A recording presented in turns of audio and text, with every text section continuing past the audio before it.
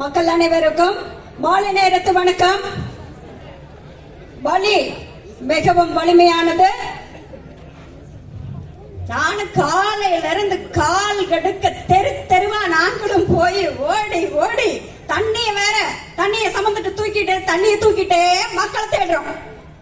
யாரையுமே காணலைங்க. சும்மா ஒரு அடையாளமாவது பார்க்கலாம் எப்படி இருக்கிறாங்க. நான் ஈரோட்ல இருந்து வந்திருக்கேன், எப்படிதான் இருக்காங்க அப்படின்றதுக்காகவாவது நான் போய் மக்கள்கிட்ட போய் ஒரு அண்ணா அக்கா அப்படின்னு போய் பேசிட மாட்டோமா அப்படின்னு சொல்லிட்டு தேடுறேன். இப்ப மாலை 7 மணி வரைக்கும் நாங்க தேடுனதுதான் மிச்சம்.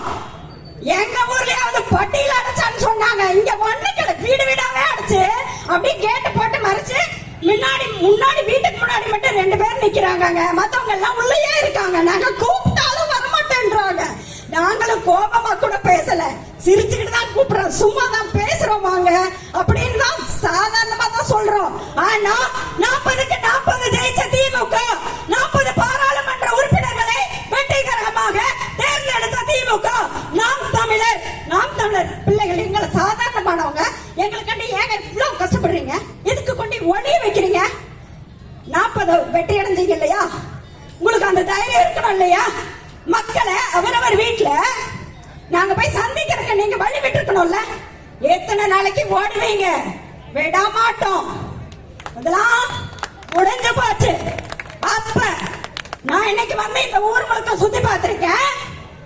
ஆனா மக்கள் சுதந்திரம் பெற்று இத்தனை ஆண்டுகள் ஆகியும் 50 ஆண்டுகளுக்கு முன்னாடி எப்படி இருந்ததோ அதே நிலையில அட்டி பெறலாம அப்படியே பேசிருக்கிறீங்களே.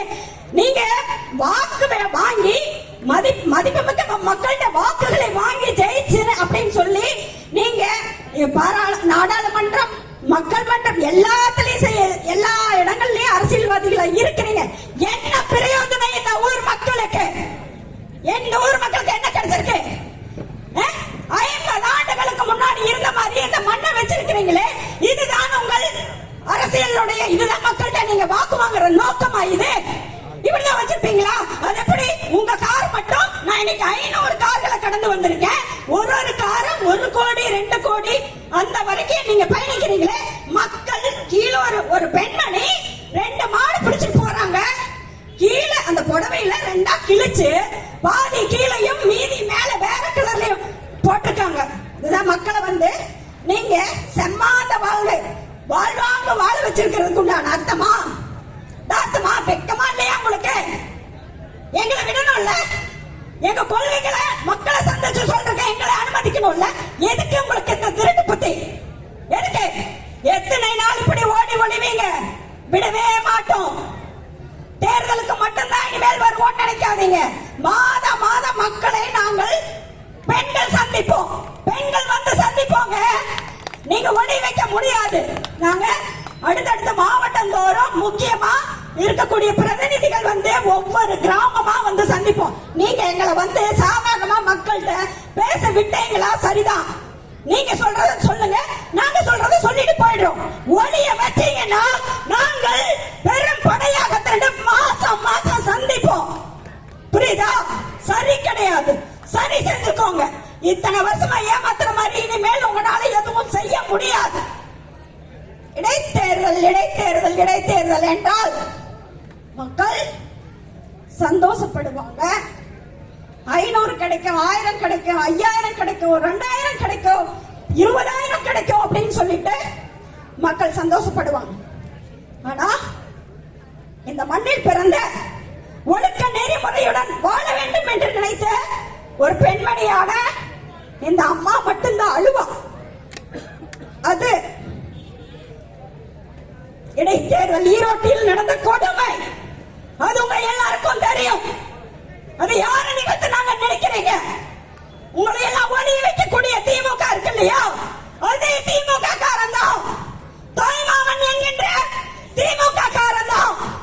நான் வயிற்றில் பெற்று இந்த மார்பில் பால் கொடுத்து கை பிடித்து நடைப்பழக்கிய என் 2 செல்வங்களையும் கொலை செய்தவன் தாய்மாமன் என்கின்ற திமுக காரன்.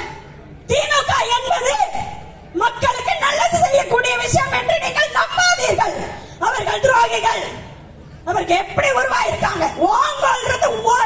ஒரு குடும்பம் ஓடி வந்து இன்னைக்கு இந்த நாடு ஒண்ணுதான். ஒண்ணுதான் அந்த நாடு. நீ இந்த மண்ணில் வாழ பிறந்தவனா? குடும்பத்துக்குள்ளார பிறந்து இதுல திமுக என்பது இப்ப மக்கள் மத்தியில கட்சி கிடையாது. அது ஒரு ஜாதி. அது திமுக என்றால் மக்களுக்கு என்னென்ன புரியல. அவன் அதுக்குள்ளேயே மூழ்கிட்டான். கொலை பண்றோம். மக்கள் புரிஞ்சுக்கோங்க. உங்களை என்னென்ன பண்ண பாப்பாங்க. எங்கடா அந்த கனிமொழி?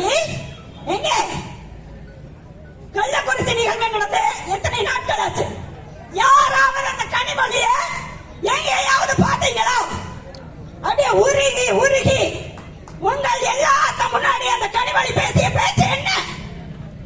எடப்பாடி ஆட்சியில் டாஸ்மாக் மூலியமாக விற்கக்கூடிய சாராயத்தினால் இத்தனை ஆண்களும் குடித்துவிட்டு கொலைகாரர்களாக மாறுகின்றார்கள் அல்லது இறந்து போறாங்க. டாஸ்மாக் சாராயத்தால தான் எல்லாரும் இறந்து போறாங்க. விதவைகளின் எண்ணிக்கை அதிகமாகிவிட்டது அப்படின்னு சொன்ன கனிமொழி எங்க? தேடி கண்டுபிடிங்க. கூப்பிட்டேங்க, முன்னாடி கொண்டு வந்து நிறுத்துங்க. பதிவு இருக்கு, ஆதாரம் இருக்கு. நான் வர்ற கேள்வி கேட்க எனக்கும் அந்த நிலையை கொண்டு வந்து விட்டுட்டாங்க. மோசடி கும்பலை நம்பிட்டு நாங்க கூப்பிட்டு கேட்கிறோம், அம்மா வாங்க சும்மா தான் பேச போறோம். குடிச்சிட்டே போறாங்க அவங்க. வெக்கமா இல்ல? வெக்கமா இல்ல? 40 அடிச்சீங்கல்ல, நாங்க 40க்கு 40 ஜெயிச்சிட்டோம். அதனாலதான் எடப்பாடிக்கு வந்து பேசுறதுக்கு வாயே வரல. 40க்கு 40 ஜெயிச்சுட்டு 70 கொண்டீங்க இல்லையா? இதுதானே பண்றீங்க.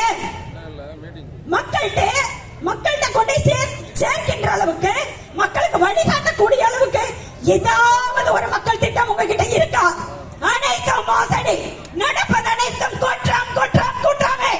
அழித்தொழிக்கப்பட வேண்டும். வேரோடும் வேரடி மண்ணோடும் புடுங்கி எறியப்பட வேண்டும். நாம பெண்கள் அனைவரும் ஒன்று சேர வேண்டும். இவர்களை வழித்தெடுக்க வேண்டும். 2026 தமிழன் தான் ஆள வேண்டும். தமிழ்தான் ஆள வேண்டும். நாம் தமிழர் தான் ஆள வேண்டும். தமிழ் தேசியத்தின் மகன் தான் ஆள வேண்டும். செந்தமிழன் சீமான் முதல்வராக வேண்டும். எல்லாரும் தைரியமா தன்னம்பிக்கையோட பிள்ளைங்க. உங்களோட எல்லா இடத்துலயும் நான் இருப்பேன். என்ன கேக்குறாங்க, 2 பசங்களும் இல்லையே, எப்படி உங்களால் வாழ முடியுது அப்படின்னு. என்கிட்ட தன்னம்பிக்கை இருக்கு. தன்மானத்தை எனக்குள்ள இருந்துகிட்டு இருக்கு. என் பிள்ளைகளுக்கு தேசிய தலைவனை காட்டி காட்டி தான் நான் வளர்த்தேன். செந்தமிழன் சீமான் அப்படிங்கிற அரணையூர்ல பிறந்த அந்த மகன் நாட்டுக்காக அனைத்தும் செய்வான் என்று சொல்லி கொடுத்து வளர்த்தேன். இன்னைக்கு என்ன நிலைமையில நிற்க வச்சிருக்கு திமுக தெரியுதா? திருந்திக்கோங்க, திருந்திக்கோங்க. வாய்ப்பு ஒரு முறைதான் வரும். என்ன மாதிரி எல்லாரும் இருந்துட முடியாது. எனக்கு கொள்கை இருக்கு, எனக்கு கொள்கை இருக்கு, லட்சியம் இருக்கு. நான் சொன்னதை செஞ்சு காட்டாம இந்த உலகத்தை விட்டு போக மாட்டேன் அப்படிங்கிற எனக்கும் தேவை. என் சகோதரன் என்னுடன் பிறந்தான் ஆட்சிக்கு வரணும். அதன் மூலியமாக நான் பெருமையுள்ள அம்மாவாக இந்த மாநிலத்தில் நான் வாழணும். எனக்கு நிறைய கொள்கைகள் இருக்கு. மக்கள் புரிஞ்சுக்கோங்க, பெண்கள் புரிஞ்சுக்கோங்க, சகோதரிகள் புரிஞ்சுக்கோங்க. அடுத்த தலைமுறையில் நமக்காக திரட்டி கொண்டு வாங்க. தேனீக்கள் போல ஒரு துளி துளி வாக்குகளாக சேகரித்து நமக்கு 2026 நமது வெற்றியை தொட நீங்கள் அனைவரும் பாடுபடுவோம் என்பதனை கூறி நன்றி சொல்லி விளைவேறேன். நன்றி, வணக்கம்.